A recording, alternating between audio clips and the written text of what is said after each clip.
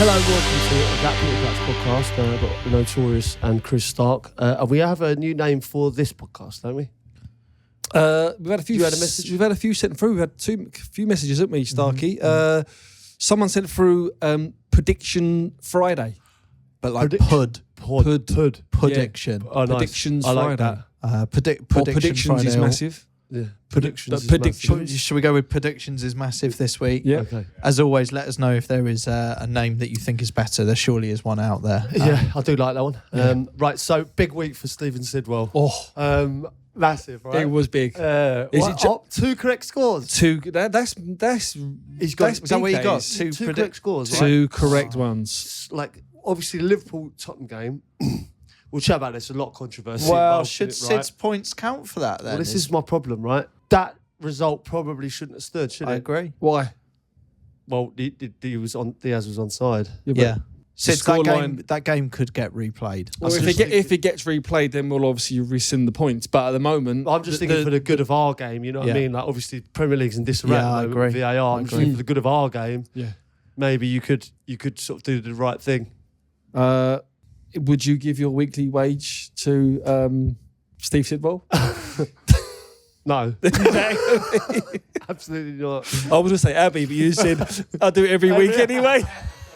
I haven't got a bank account. No, listen, the game's not going to get replayed. Let's be honest. No. Listen. If it does, then Listen, it's not you're your asking fault. me to drop my 3 points. Well, I thought I'd just give it a go. Well, you'd No get chance. a point still, wouldn't you, for the 6 points then. That was a 6-pointer. It's a 6-pointer. Wow. Well, if I drop a point, I'm only 1 point above you, Yeah.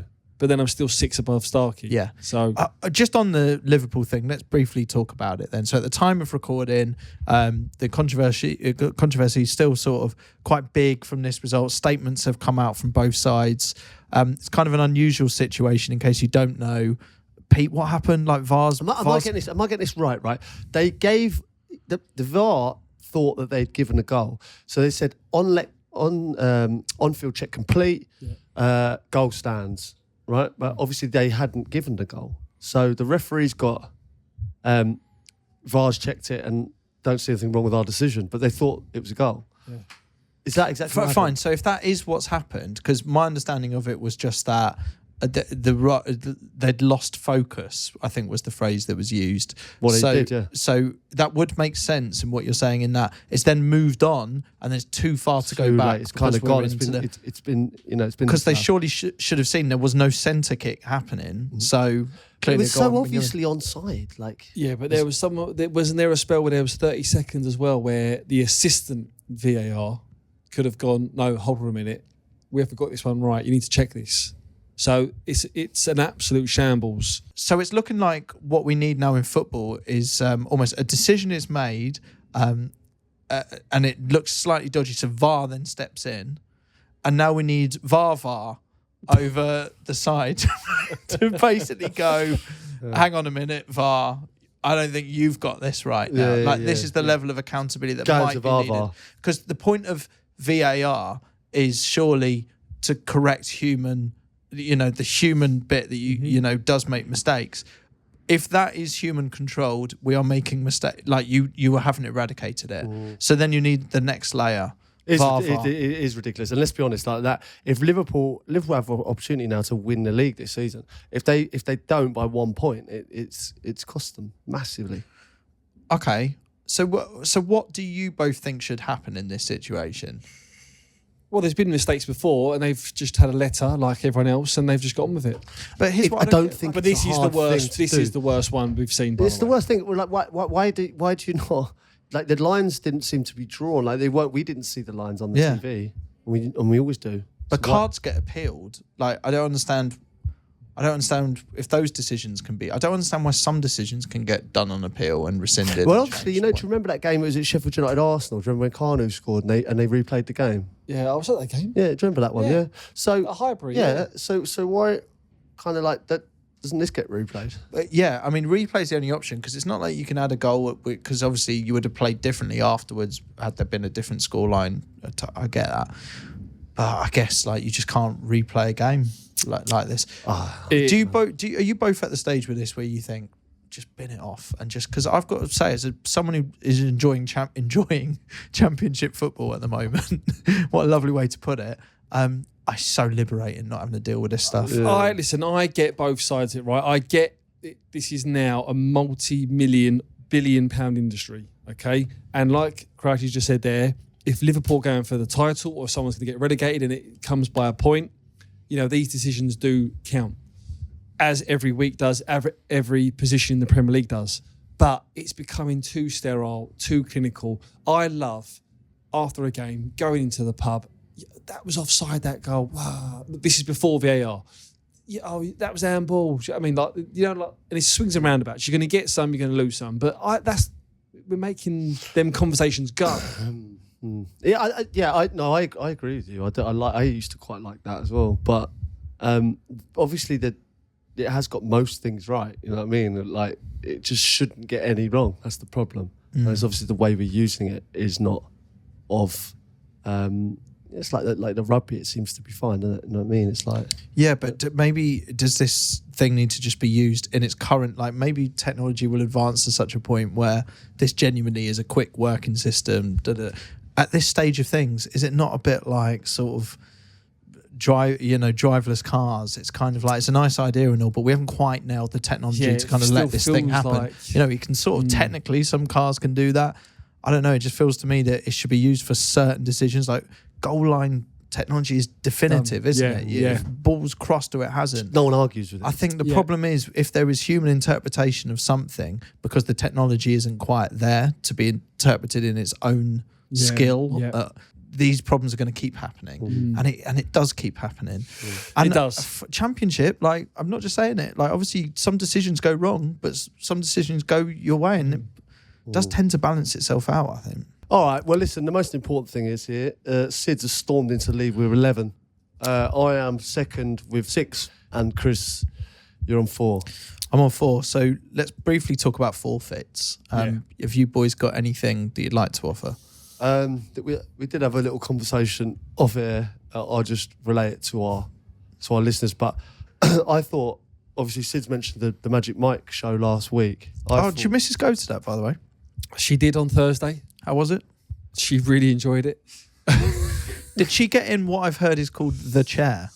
So, no, not on stage. But she said that everyone in the audience got a dance.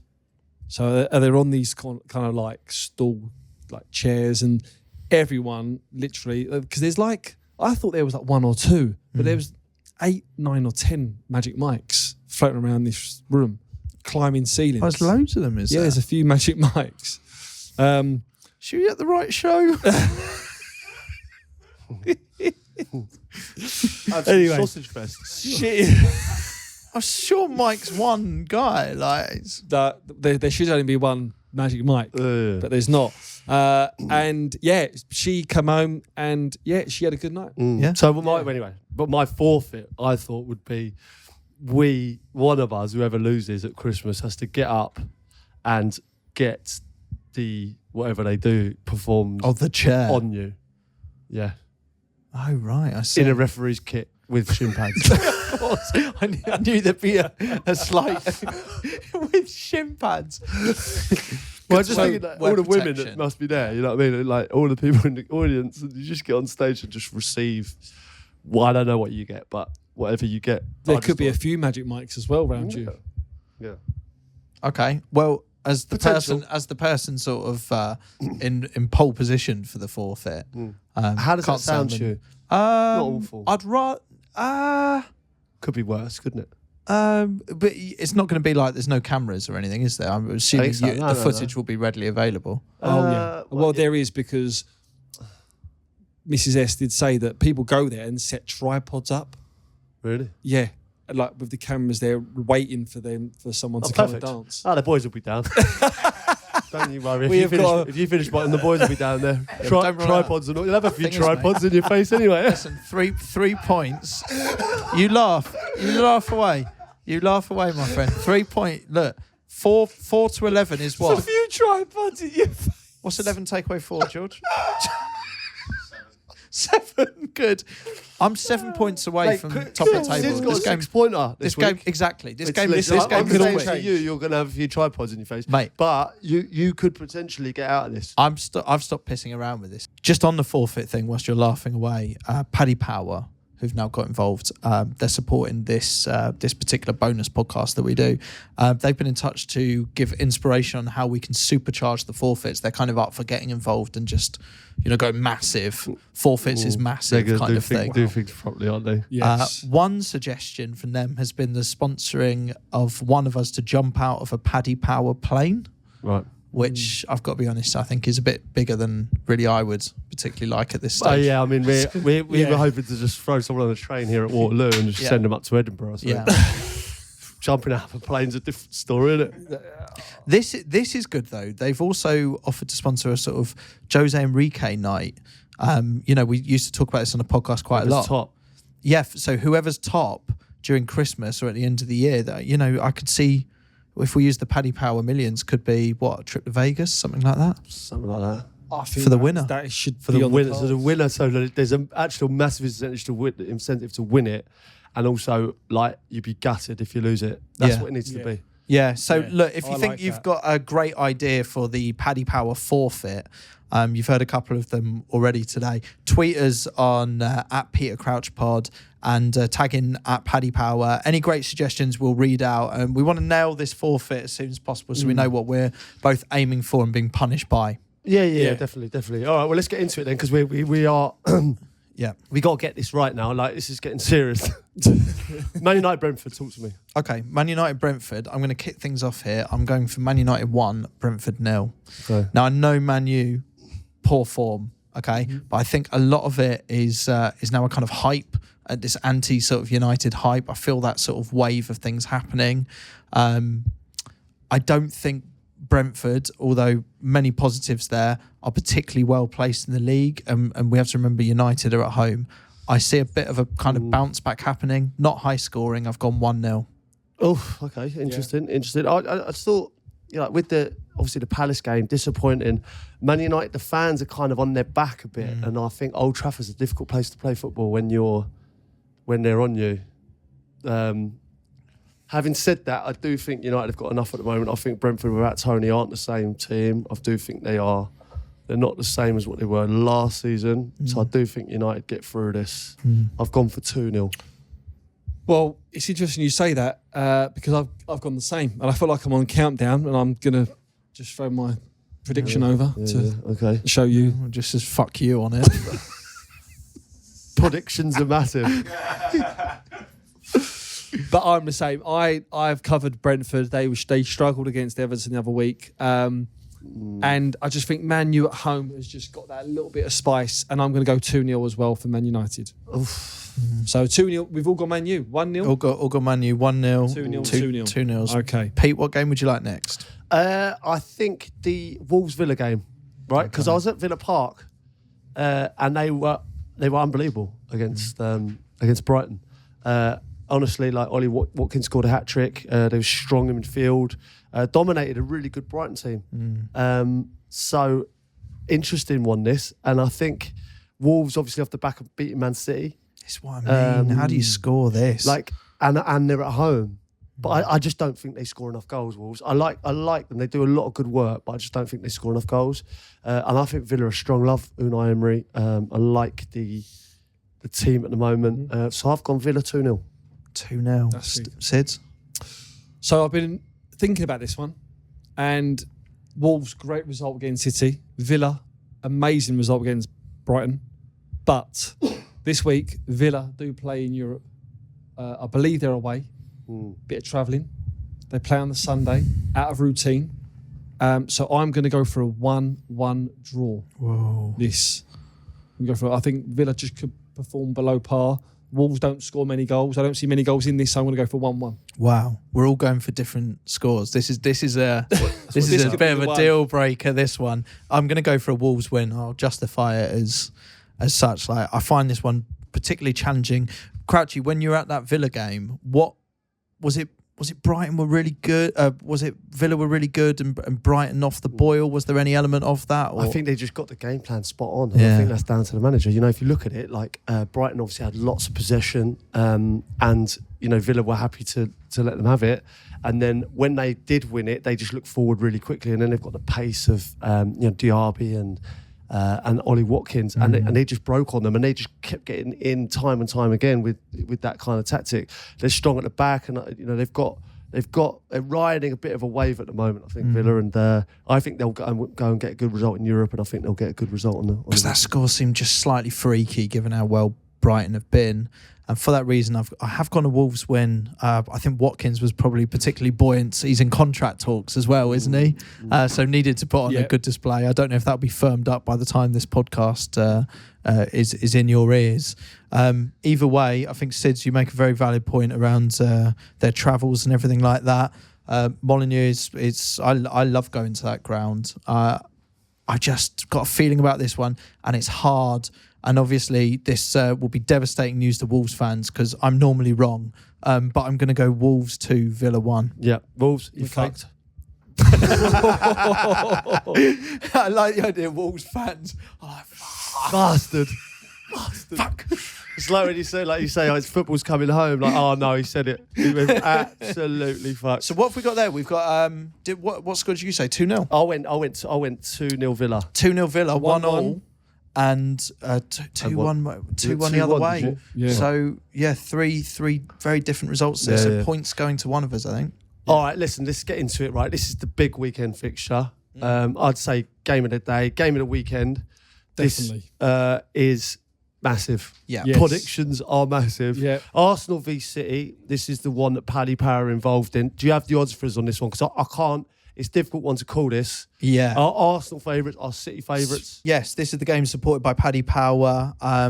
This is what we're going to do every week. We're going to have one big fixture that is coming up. We're going to have a look at the odds. It isn't just the odds that Paddy Power are going to be helping with. As we've discussed, they're going to get involved in the forfeits and stuff like that. Add their kind of might to supersizing those, which hopefully will be to your entertainment and amusement. Odds-wise, never totally sure how you're meant to read these.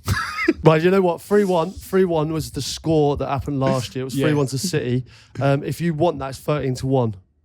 Over 3.5 goals, same as last year. It's 7-4. Oh, they're expecting goals, yeah. All right, the match odds here, right, are Arsenal 17-10, the draw 12-5, and City 29-20. It's evenly matched there, isn't it? This is a real tough one. This, because Arsenal are playing really, really well. I feel you feel confident about this, don't you?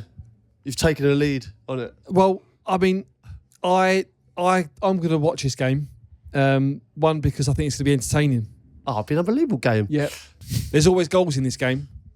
It's always entertaining. I don't think it's going to be quite as entertaining as last year. 3-1 away win. But I do think City are going to do this at Arsenal. Yeah. Now, Do you? yeah, and I know Arsenal are good at home. Chumbawamba. Yeah. Who would have thought that Stronger. we'd be talking about that from City, eh? Pep will get them galvanised, and this is a big moment for City. They can't go. So you think they win? They I can't think- go I two. think they They win. can't lose two in a row, No, can they? or even draw. They can't afford to draw. I'm going to go City 2-1 away win at Arsenal. Oh, what a massive game this is. Look, Paddy Power have sort of armed us with a load of odds and stats. I think this is a really interesting one. City to score in the first half, 7-5, right? And they go on to say Arsenal have conceded 6 goals in 4 home games this season, with the average first goal conceded time of 38 minutes. How mad is that? City have scored 8 goals in 3 away games, with an average first goal scored time of 37 minutes. Oh, okay. All right. Yeah. So what you're it's saying to goals. me, in 38 minutes it's going to be over. So I'm saying we only need one half to work out what's going on here. Look, I've gone the other way. I just think Arsenal at home, it's a hell of an atmosphere there at the moment. You think Arsenal are going to beat City? I think You're going like, bold. You're going bold, Steve. I think, but I will Steve caveat Bold. this. I'll caveat. I'm going to caveat this. I think if Ramsdale starts in goal, Arsenal win. Right, but yeah, okay. what Yeah. if Raya starts? I don't think they're going to do it. But if you I can't wait to see the team sheet. Yeah, what I've heard from the people above is there is a potential point reduction for consistent parching of Aaron Ramsdale. No, listen. I'll tell you what it is. It's because I'm bored of Arsenal fans presenting me with, and I work with two of them, and all I get is constant side-by-side comparisons and things like that. I think the big games like this, people keep saying don't count for sentiment. I say sentiment counts for something in this game. I'm saying it's a massive game. Bring Ramsdale This back. needs the Premier League's best shithouser for City to lose 2 games in a row. This would wind them up something chronic. This could change the course of the title race. If they really want to do that, you need your best shithouser on the pitch. We all know he's wasted on the bench. Aaron Ramsdale needs to start this game. I'm saying it. It has to happen. And if it does, Arsenal will win this game 2-1. Oh, he's gone 2-1. That's big. And that's what I'm going That for. is big. Do you know what's good about this is that we've all gone for different things. So I've gone for 2-2. A ball draw. Goals. Goals. I It's think. goals, to be fair. No, it's not a ball draw. I think it's end-to-end stuff. Who scores? No, I It's agree. going to be. It'll be a great game, but I think. Do you think there's a last-minute goal there? No, I Is just, what I you're just think there's a imagining? lot to and fro. And I remember remember the big games, kind of Man United, Arsenal. Like there was, over the years of like the 2 best teams quite often pull out some of the best games. I think, don't they? Like, and I just think these 2 are great sides at the moment. Love watching them both play, and I think they'll put on a show. And I think it'll be difficult to separate, and everyone will go, they got what they deserve, both of them. Really, it would have been a shame to see one to win. That'll bollocks. 3 different results That'll again. bollocks. Huh? 3 different results again. 3 different results. Wow. Okay, this could be a big week. This is a huge Oh, week. this is a huge This week. could be a The gulf turning week. is widening, or it's turning into something very interesting in the run up to Christmas, which I believe is only about 10 weeks. Yeah. Oh, that's scary. Well, having said that, there's a lot in the pipeline. The puddings is massive stuff is coming along nicely. Yeah, I don't know how much. I forget what we've said on the podcast and what we haven't. But there was talk at one point about us trying to make a Christmas advert which could rival any of the big guns. Let's just say the wheels are in motion. The wheels are fully in motion, and we will be. I'd say we'd be rivaling. John Lewis, Marks and Spencer's, all of the. It'll be a bit of a last minute record, but it'll be well backed. You're going to enjoy it. Yeah, and all the odds we've given you there are subject to change because we're recording this before Saturday, obviously.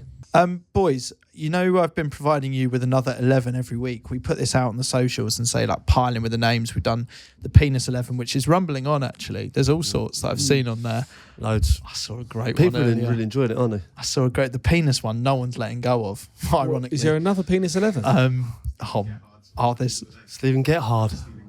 Stephen Gerrard, Hung Min Son. Hung Min Song. There's so many. Bear with. Oh yeah, this was the one. I think it's fine. Christian Erection. That's from Adam. Have we not Adam thought of Phillips. that? Have we not thought of that? That is brilliant. Wow. Chris Wood? Yeah, Thought one, yeah. it rumbles on. We've got another 11 for you, and of course I've got the voice of football to. We've got a Crouchfest 11. Oh, really? A Crouchfest 11. Oh, brilliant. Want to hear it? Yeah, love to. Let's go.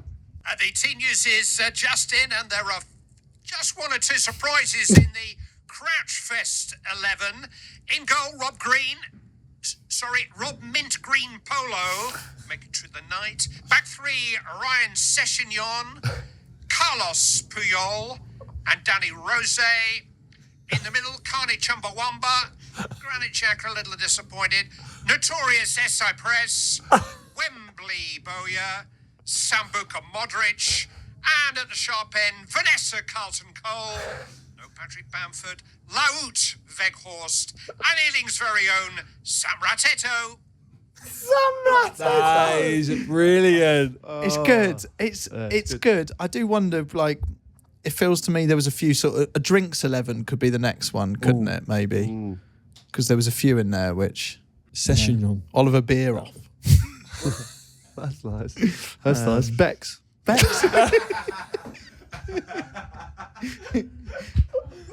Yeah. Sits. Steve Sipwell. There's always a Steve one, isn't there? You can make his name work with anything. Sipwell, did you say? Do we want to drink 11? Should we whack that up on let's do social? it. Is that Drink, all right? drink's a good one. That's It's a good fine. one. Yeah. Yeah. All right.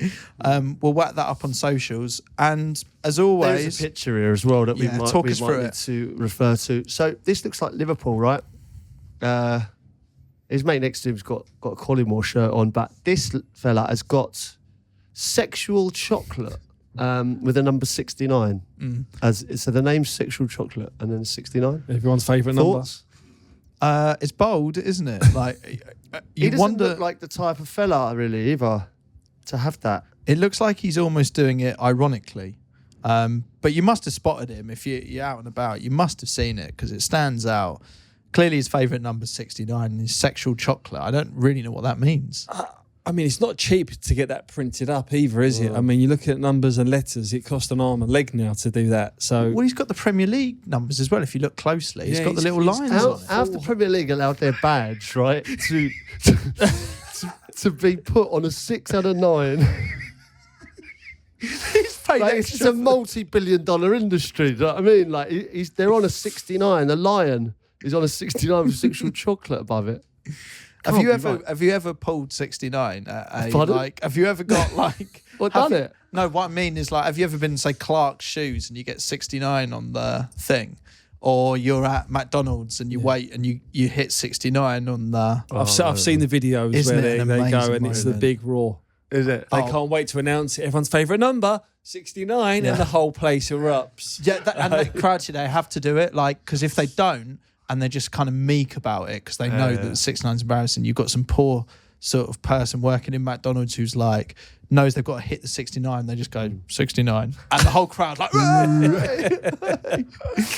I used to love the bingo callers, like some of the bingo. As we know, I used to love bingo with the lads on a Sunday, and unreal. Like all of like 5 and 9, the Brighton line. Then everyone goes, ding ding ding ding ding.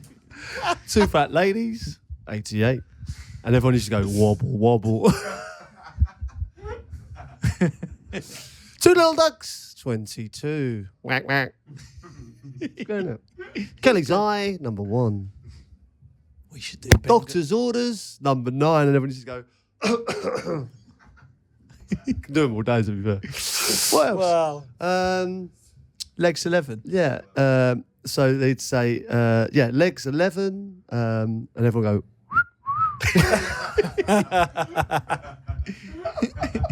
Unlucky for some, 13. No. Love bingo. what we do is we encourage with the shirts, if you spot them, like if you're having a bored moment on a terrace, maybe the game's a little bit dull, that kind of thing, just have a little scout round, and if you see anyone with an interesting shirt name, feel free, just snatch a pic. We're saying just take it. I'm sure they'll be fine with it, and you only get the back of them anyway. Yeah. And then send it in to us, because there's always 1 or 2 that you can spot about the place. Yeah. And send us in if you've seen Pudding. Puddings is massive, number 7 where at is that? Fulham.